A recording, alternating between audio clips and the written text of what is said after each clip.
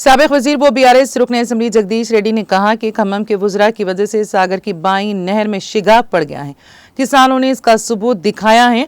जगदीश रेड्डी ने वाज़ेह किया कि किसानों का कहना है कि यह कुदरती आफात की वजह से नहर में शिगाफ नहीं पड़ा, बल्कि सिर्फ बरसर इख्तिदार पार्टी के वुज़रा की वजह से ही हुआ है। हरीश राव, जगदीश रेड्डी, ज़बीता इंदिरा रेड्डी और कई दूसरे कायदीन ने शिकस्ता होने वाली सागर की बाई नहर का जायजा लिया। इस दौरान मज़कूरा बीआरएस कायदीन ने जिन किसानों की फसलें ज़ाया हुई उनसे मुलाकात करके हौसला दिया। इस मौके पर खिताब करते हुए साबिक वज़ीर जगदीश रेड्डी ने कहा कि बीआरएस पार्टी ने अवाम और किसानों को हौसला दिया है जो रियासत में शदीद बारिश की वजह से मुतासिर हुए हैं। उन्होंने कहा कि साबिक वज़ीर हरीश राव की क़यादत में बीआरएस कानून साजों का एक ग्रुप बीआरएस सदर केसीआर के हुक्म पर यहाँ आया था।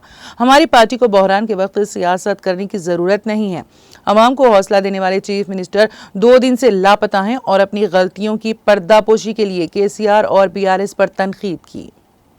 ముఖ్యమంత్రి ప్రజలకు ఊరడించాల్సింది, ధైర్యం చెప్పాల్సిన ముఖ్యమంత్రి వరదలు ప్రారంభమైన 2 రోజుల వరకు పత్తా లేకుండా పోయి ఆయన తప్పును దాచిపెట్టుకోవడం కొరకు వచ్చి రావడమే మొదలే కేసీఆర్ గారి పైన, కేటీఆర్ గారి పైన, హరీష్ రావు గారి పైన, బీఆర్ఎస్ పార్టీ పైన నిందలేసే పని మొదలు పెట్టినాడు. వచ్చింది వరద ప్రాంతాలు చూడడానికి, ప్రజలకు ధైర్యం చెప్పడానికి, రిలీఫ్ ఇవ్వడానికి వచ్చిన పద్ధతిలో లేడు. ఆయనకు పెండ్లికి సాగుకు తేడా తెలుస్తలేదు. వచ్చింది సంబురాలక జాతరకు వచ్చిండా, ప్రజల్ని పరామర్శించడానికి వచ్చిండా, ఆ హవభావాలు ఏందో అదేందో చూస్తేనే ముఖ్యమంత్రి స్థాయి ఏందో అర్థమవుతాం.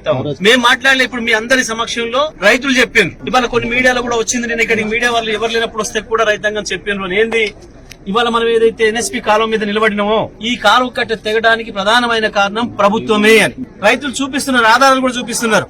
ఖమ్మం జిల్లాకు సంబంధించిన మంత్రులు, ప్రభుత్వం మొన్న ఎండాకాలంలో నీళ్లు తీసుకుపోవడానికి ఖమ్మం కొరకు ఇక్కడ కాలువ కట్టల పైన పోలీసులను పెట్టి మొత్తం తుమ్ములన్నిటికి కూడా టాకాలు కొట్టిండ్రు, వెల్డింగ్లు చేసిండ్రు. ఈ తుమ్ములు బయటికి తీయడానికి వీలు కాక ఇవాళ ఈ కాలువలు తెగింది తప్ప, కాలువ 3 చోట్ల 2 చోట్ల తెగింది తప్ప దానంతల దిగలే, ఇది ప్రకృతి విలయంతో వచ్చింది కాదు అనే మాట స్పష్టంగా చెప్తా ఉన్నారు ఇవాళ రైతాంగం అందరూ కూడా. ఈ కాలువ కట్టలు తెగడానికి కారణం వాళ్ళే. నిన్న ఖమ్మంలో కొట్టుకపోయి, వరదలు కొట్టుకుపోయి ప్రజలు చచ్చిపోవడానికి కారకులు కూడా వాళ్ళు.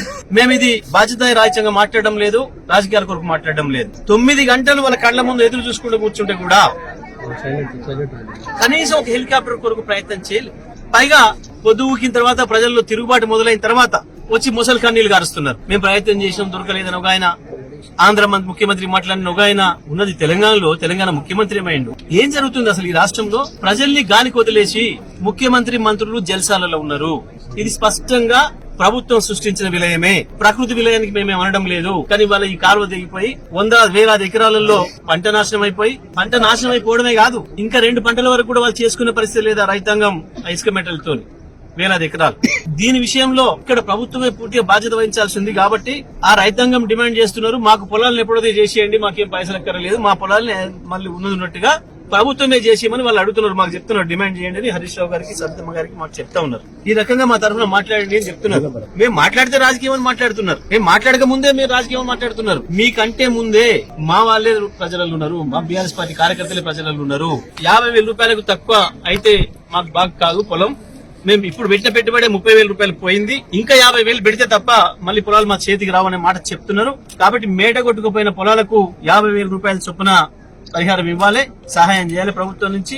మిగతా పొలాలకు మొత్తం కూడా ఏదైతే పంట నష్టపోయిన పొలాలకు 30,000 రూపాయల చొప్పున పరిహారం ఇవ్వాలి.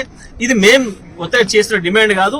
ఇది గతంలో కాంగ్రెస్ పార్టీ కూడా చెప్పింది. కాంగ్రెస్ పార్టీ ఇప్పటి పిసిసి అధ్యక్షులు కావచ్చు, ఇప్పుడున్న మంత్రులు కావచ్చు, ఆ రోజు చెప్పిన డిమాండ్లే ఉన్నాయి. వాళ్ళు ఆ రోజు ఏదైతే ప్రజల తరఫున డిమాండ్ చేసిండ్రో, ప్రజలు చెప్పిన పద్ధతిలో దాన్ని అమలు చేయమని చెప్పి మేము అడుగుతా ఉన్నాం, డిమాండ్ చేస్తా ఉన్నాం బీఆర్ఎస్ పార్టీ తరఫున.